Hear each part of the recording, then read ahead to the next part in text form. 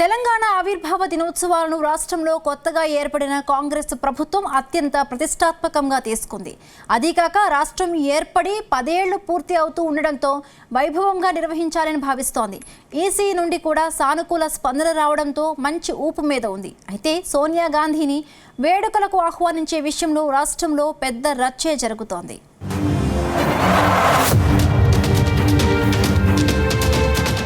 తెలంగాణ రాష్ట్ర ఆవిర్భావ దినోత్సవాల నిర్వహణకు రేవంత్ రెడ్డి సర్కార్ కసరత్తు చేస్తోంది. దేశంలో ఎన్నికల కోడ్ అమల్లో ఉన్న నేపథ్యంలో సెలబ్రేషన్లకు అనుమతి ఇవ్వాలంటూ కాంగ్రెస్ ప్రభుత్వం ఇటీవల ఎన్నికల సంఘాన్ని కోరింది. దీనిపై సానుకూలంగా స్పందించిన ఎన్నికల సంఘం జూన్ 2న తెలంగాణ రాష్ట్ర ఆవిర్భావ దినోత్సవాలను జరుపుకోవచ్చని తెలిపింది. దీంతో వేడుకల నిర్వహణను రేవంత్ ప్రభుత్వం అత్యంత ప్రతిష్టాత్మకంగా తీసుకుంది.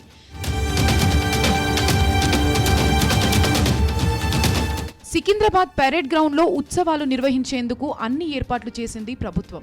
జూన్ 2న వేడుకలకు ముందు CM Revanth Reddy gun park దగ్గరకు వెళ్తారు. అక్కడ తెలంగాణ కోసం ప్రాణాలు త్యాగం చేసిన అమరవీరుల స్తూపం వద్ద నివాళులు అర్పించనున్నారు. గన్ పార్క్ కార్యక్రమం తర్వాత ముఖ్యమంత్రి పరేడ్ గ్రౌండ్ ఆవిర్భావ వేడుకల్లో పాల్గొంటారని ప్రభుత్వ వర్గాలు వెల్లడించాయి. ఇదిలా ఉండగా తెలంగాణలో కాంగ్రెస్ పార్టీ ఏర్పడిన తర్వాత తొలిసారి తెలంగాణ ఆవిర్భావ దినోత్సవాలు జరుగుతున్నాయి. అందుకే ఎప్పుడూ లేని విధంగా వేడుకల నిర్వహణ ఉండాలని కాంగ్రెస్ ప్రభుత్వం భావిస్తోంది. తెలంగాణను ఇచ్చిన సోనియమ్మను ఈ ఉత్సవాలకు ముఖ్య అతిథిగా ఆహ్వానించాలని కాంగ్రెస్ సర్కారు నిర్ణయించినట్లు తెలుస్తోంది. ఢిల్లీకి చెందిన కాంగ్రెస్ అగ్రనాయకులను పిలవాలని భావిస్తున్నట్లు సమాచారం. అయితే సోనియాకు ఆహ్వానంపై రాష్ట్రంలో రచ్చ కొనసాగుతోంది.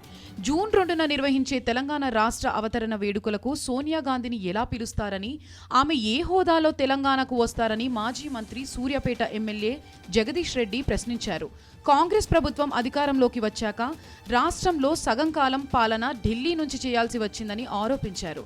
రాష్ట్రంలో ఏ పని చేయాలన్నా ఢిల్లీలో అనుమతి తీసుకొని చేయాలని, రాష్ట్ర హక్కులు నదీ జలాలను హరిస్తున్నారని మండిపడ్డారు.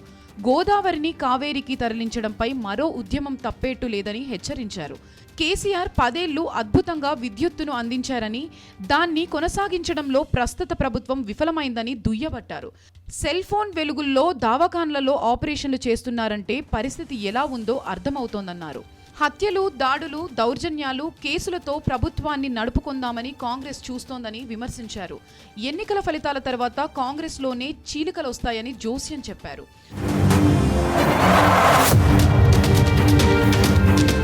అయితే బీఆర్ఎస్ నేతల కామెంట్స్ కు కాంగ్రెస్ నాయకులు కౌంటర్లు ఇస్తున్నారు. తెలంగాణ దశాబ్ది ఉత్సవాలకు తల్లి సోనియా గాంధీ తప్పనిసరిగా వస్తారన్నారని తేల్చి చెప్పారు ప్రభుత్వ విప్ బీర్ల ఐలయ్య. దశాబ్ది ఉత్సవాలకు సోనియా గాంధీని ఎలా ఆహ్వానిస్తున్నారంటూ మాజీ మంత్రి జగదీష్ రెడ్డి మతిలేని మాటలు మాట్లాడుతున్నారని ఫైర్ అయ్యారు. తెలంగాణ ఇచ్చిన దేవత కాబట్టే మా సీఎం రేవంత్ రెడ్డి సోనియమ్మను ఆహ్వానించారని క్లారిటీ ఇచ్చారు. సోనియమ్మ తెలంగాణ ఇవ్వకపోతే కేసీఆర్ జగదీష్ రెడ్డికి పదవులు ఎలా వచ్చేవని ప్రశ్నించారు. జగదీష్ రెడ్డి మళ్లీ ఇలాంటి మాటలు మాట్లాడితే ప్రజలు రాళ్లతో కొడతారని హెచ్చరించారు బీర్ల ఐలయ్య.